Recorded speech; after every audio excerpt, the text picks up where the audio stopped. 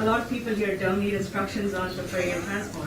But as a graduate student, I would have certainly appreciated a refresher, at least on Fourier transforms, before I started radio astronomy, which is why I volunteered to do this talk today. Needless to say, I think Fourier transforms and the second part, which deals with the discretized version of this, will be crucial for everyone who's not heard of this before during the next few days. There is nothing in digital signal processing that, well, there is very little in digital signal processing that you can do without knowing to do Fourier transforms. So feel free to stop me whenever you have any questions, because I have a few 5 minutes worth of slides in the end, which I can totally not go over. Okay, the first thing I want to do is tell you that Fourier transforms are in your blood. You don't need to be taught this as a new topic. And you do this all the time. Like, for example, okay, this is a brief outline. I'm going to cover Fourier series, transforms, and the last section, which I can skip over, is the Twodimensional transforms. So Fourier series. Can anyone guess what this graph is? It's a really easy graph to guess. Somebody said something. Looks like a sine wave. Thank you. It's a sine wave. And this graph... Looks like a cosine wave. Thank you.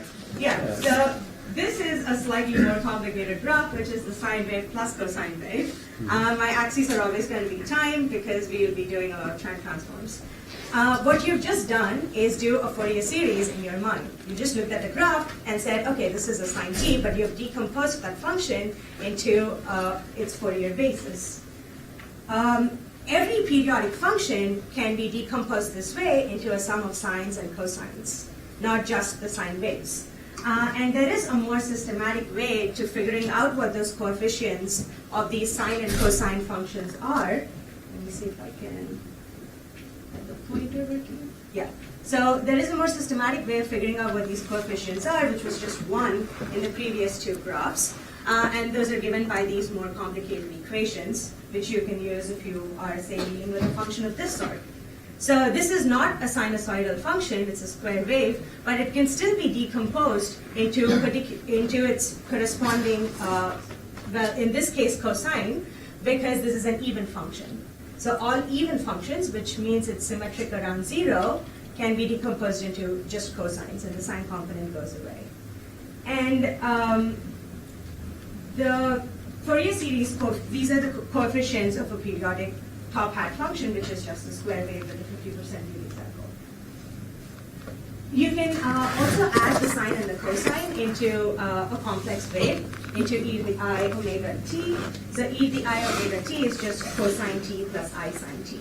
So I have combined the cosines and the sines into a complex form, which makes it more convenient. So you can see that these can be decomposed into the positive n values and the negative n values, and this just resembles the sine and cosine formulation we had in the previous slide.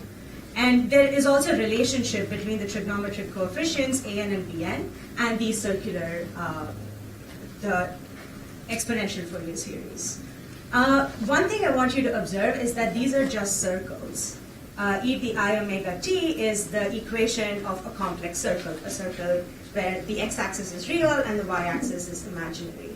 And this is in fact what Ptolemy and Aristotle stumbled upon when they were talking about epicycles. They said the orbit of a planet can be described in terms of a sum of epicycles. And each epicycle is really just a cycle in the Fourier series. So you can describe anything, just like you can describe anything using the Fourier series. You can describe anything using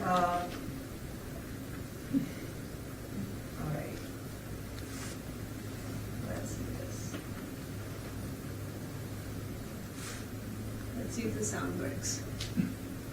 This is just a sum of a lot of epicycles drawing a complicated function.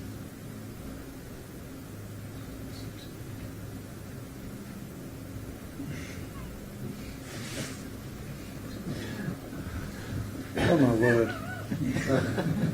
Haven't you arranged that? A lot of YouTubing. Can you please write out the equation for this? I will contact the creators of this cartoon. I need to know the coefficients.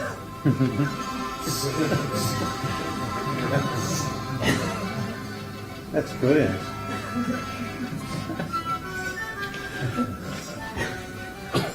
All I can say is,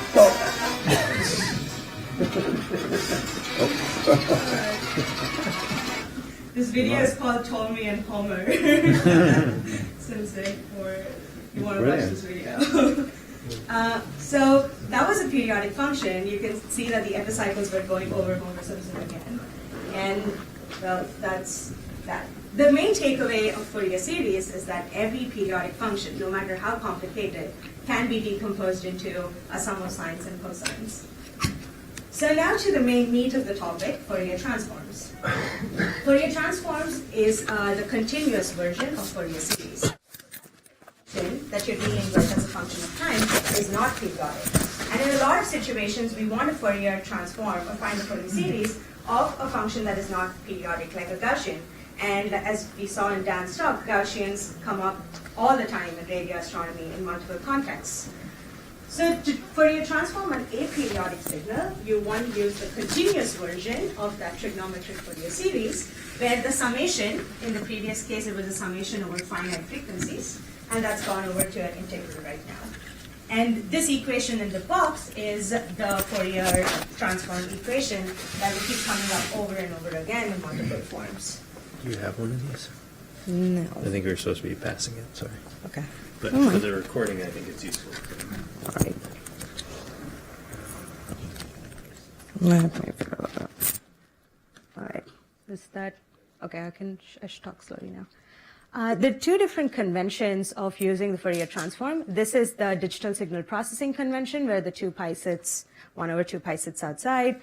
But the more physics version, where you would use it, quantum mechanics or whatever, is the one with a different kind of normalization. The 2 pi just sits in the exponent, and there's no normalizing factor sitting outside. A lot of this material has also been taken from Thomson, Moran, Svensson, which Dan was mentioning. And you can find the rest of this material in that textbook, presented in a slightly different way. That's all.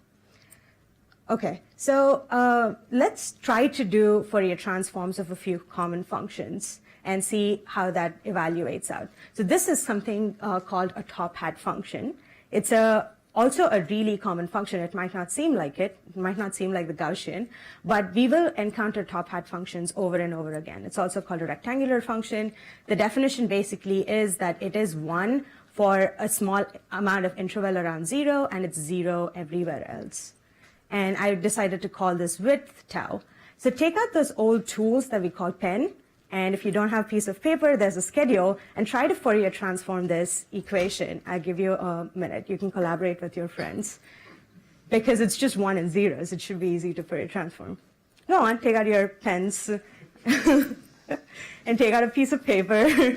The schedule has a lot of empty space at the back. All right, we did it. Or I hope some people did. So the Fourier transform just comes down to this value right here. You should have reached here. And that turns out to be the expansion of the complex formula for sine omega t. And you get this value of sine omega t over 2 by omega over 2, which I can further simplify and write as multiplied by a tau there, multiplied by a tau here, and sine x over x for any value of x becomes this function, which we call a sinc function. And if this is the first time you're encountering this function, try to etch it in your mind, because the sinc function will come up numerous times later on. So I can write, omega is just 2 pi nu. It's just the radian version of frequency, so I'll use omega and nu interchangeably throughout the rest of the talk. The sinc function looks like this. It's like a sinusoid, but decaying on both sides. And one thing I want to point out is this width here is tau, and this width here is 1 over tau. So if I have a wide top hat, my sinc function is very narrow, and if I have a very narrow top hat, my sinc function is very wide. Any questions on that? Okay. So what do you think the Fourier transform of a sinc function would be? Yeah. it's going to be a top hat function. So if I Fourier transform a sinc function, I get a top hat function. For now, ignore these wiggly lines on the top and here. We will come back to it by the end of the talk. So we started by asking what's the Fourier transform for Gaussian. This is a more complicated integral to solve, which I solved for you. It's also a Gaussian. This is also another common Fourier transform that will keep coming up. That of a Gaussian is a Gaussian, but there's again this inverse width relationship. Here, the width of the Gaussian, A, stands in the denominator of this exponent. So that's the standard deviation or the variance of the Gaussian. And here, that same A sits in the numerator. So the larger the value of A, the wider this Gaussian is going to be, and the narrower the Fourier transform Gaussian is going to be. And there is this inverse relationship between the width in the time domain and the width in the frequency domain again. What do you think the Fourier transform of a cosine function would be?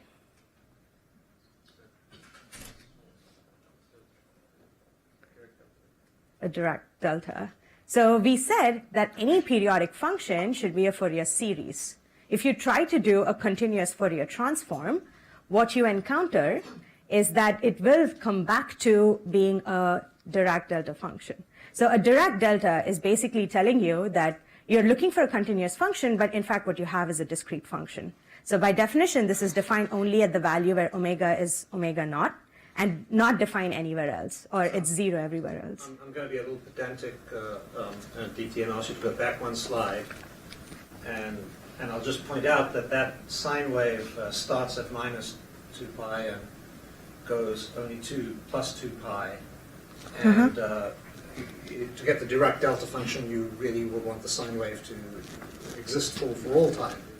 Which I cheated by. Yeah. So I'm just, I think it's important to appreciate. Yes. I think that if you don't have the sine wave on for all time, that Dirac delta function will start to spread out a little bit.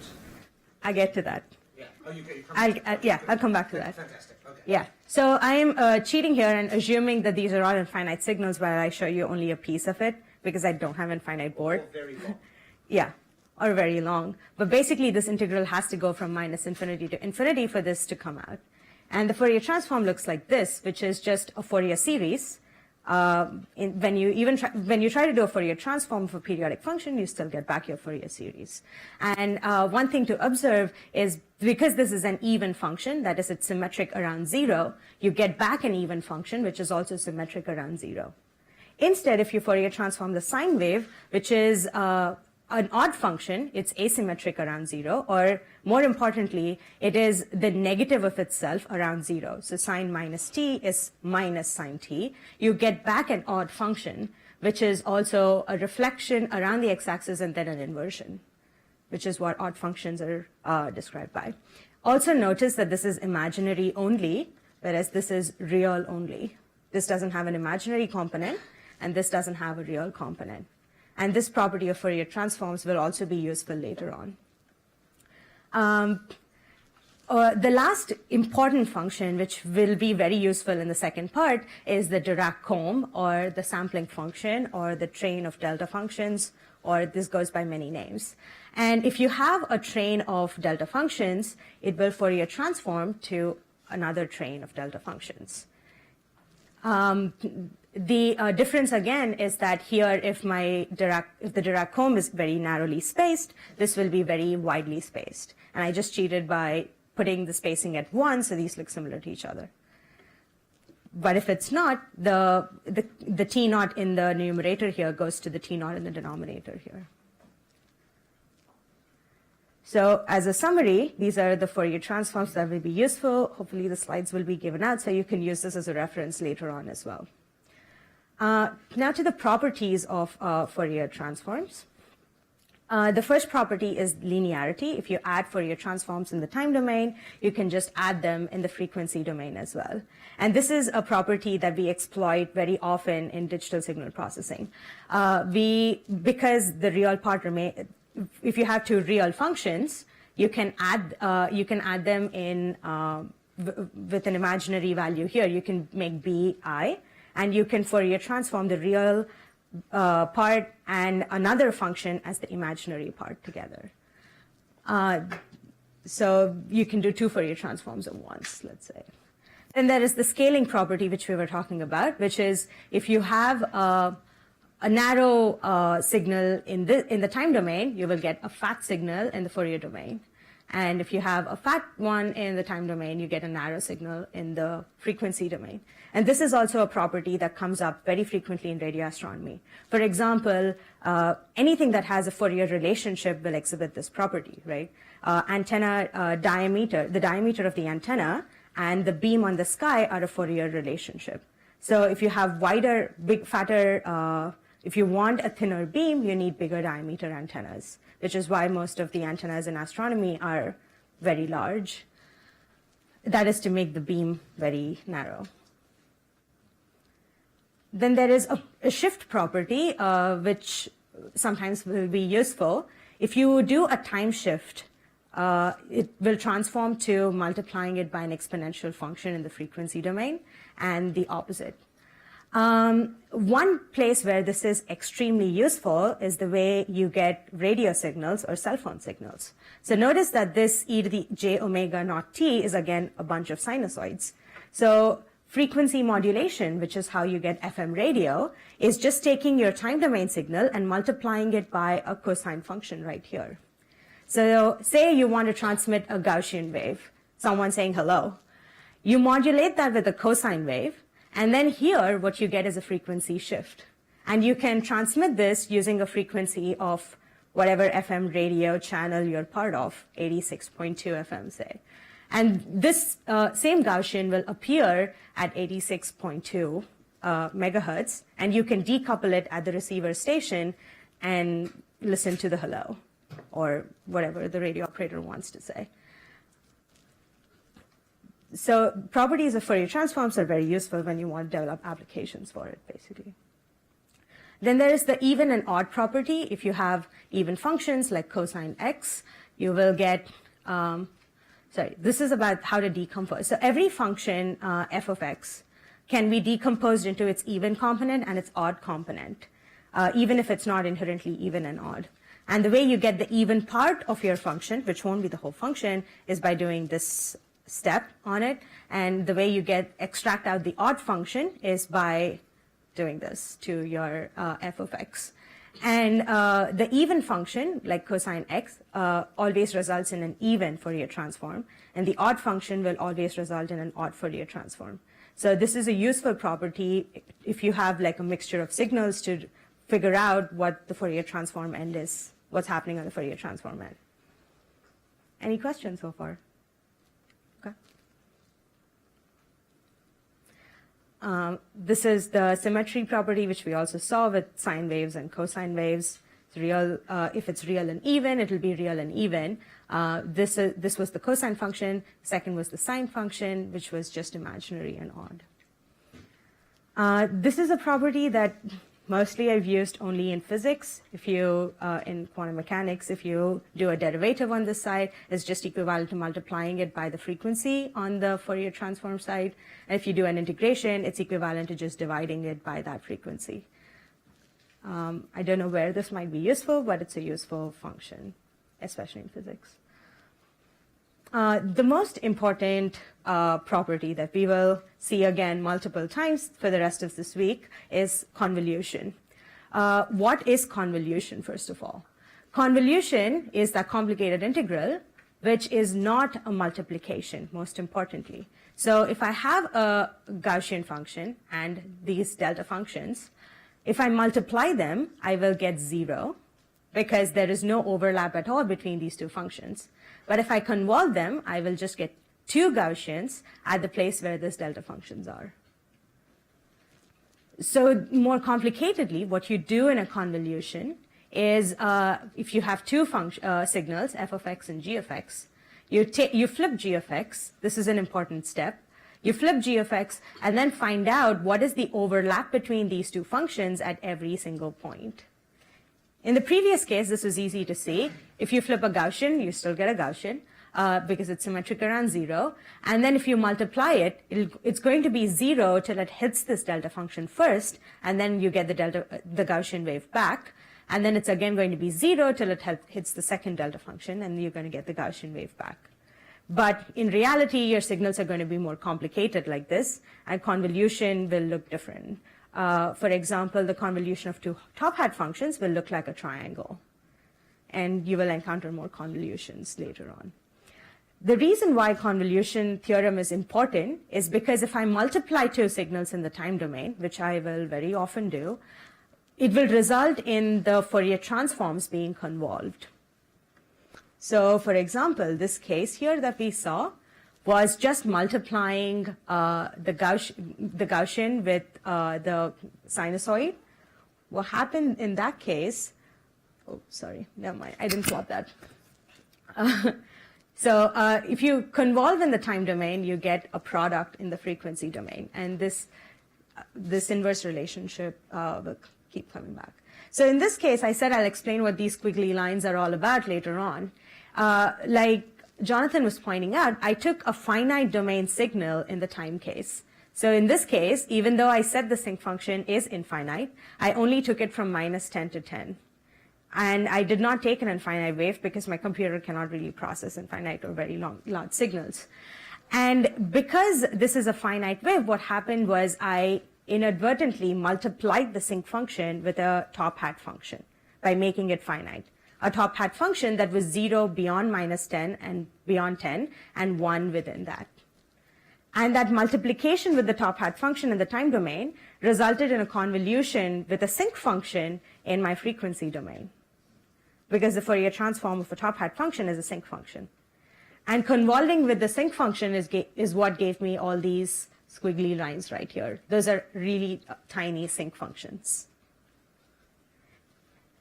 One way to see this is if I increase the width of the top hat function in the time domain, what should happen here? Yeah. So if I increase the width here, I went to a larger sinc function in the time domain. You can see that here the sinc function became narrower in that the region where it's smeared out is much smaller right now. And if I go to an even larger sinc wave, that becomes even sharper. This projection below 0 and above 1 is a different effect called Gibbs phenomenon that I won't go into. That happens because the Fourier transform is a discontinuous. There are discontinuities in the frequency domain. You have 15 minutes. I'm almost. Okay. Yeah. Very good. Yeah. So there are different ways in which we mitigate this in digital signal processing, this effect of finiteness and having imperfect Fourier transforms. And Jim Moran will talk about it when we talk about polyphase filter banks. So the next property after convolution is correlation. Correlation is exactly the same as convolution. We do in correlation, the only difference is the signal. The second signal, which we said we had to flip, is not flipped anymore, which results then in this in conjugating the Fourier transform of the signal that you're correlating with. Then there is the last theorem, Parseval's theorem, which is a very fancy name for saying that the energy is conserved between the time domain and the frequency domain. So by Fourier transforming a weak signal, you're not going to lose any amount of energy. You're going to preserve all the energy, even if you Fourier transform. It's a lossless process. So in summary, these are all the properties that you could later use as a reference. The most important one, of course, being the convolution theorem. As we will see in the later part of the talk, we sometimes want to do convolutions by invoking the convolution theorem instead of straight up doing a convolution. And this is because of the fast Fourier transform algorithm, which is why convolution is even more important, I guess, than it otherwise normally would be. All right. So if you don't have any questions, I will still do 2D Fourier transforms very quickly. Do you have any questions about the properties?